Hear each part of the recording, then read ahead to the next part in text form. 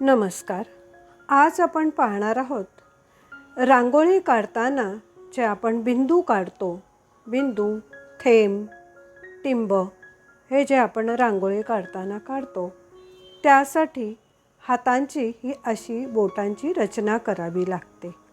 म्हणजे बोटांच्या जवळ रांगोळी घेऊन त्यामध्ये ही अशी बोटांची रचना लक्षात ठेवा.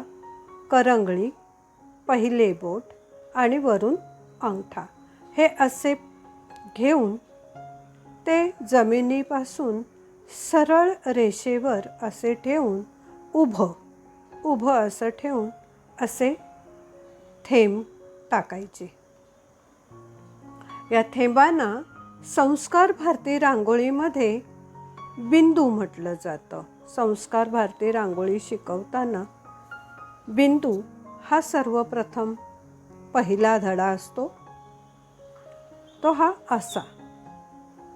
फक्त बोटांची रचना कशी करावी हे लक्षात आलं की अगदी सोपे.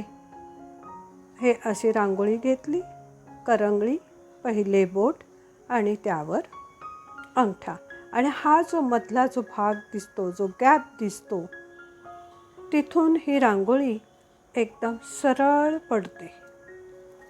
आणि जर आपल्याला या प्रकाराने येत नसेल, सराव करायला वेळ हवा असेल, तर आपल्या चिमटीमध्ये रांगोळी घेऊन, जसं आपण रेषा काढण्यासाठी आपण ह्या आधीच्या व्हिडिओमध्ये पाहिलं तसंच एकाच ठिकाणी सलग टाकत राहिलं की तो होतो बिंदू.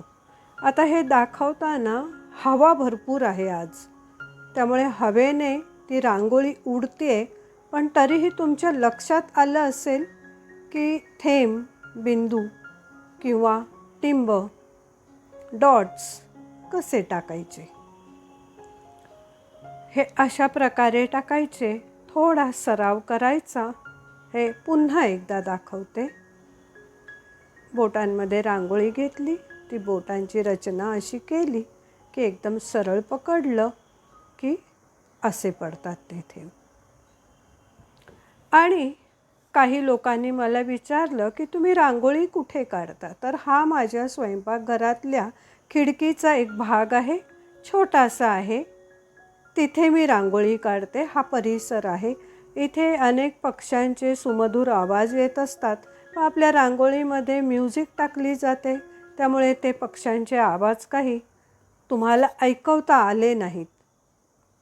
तर ही आहे ती जागा.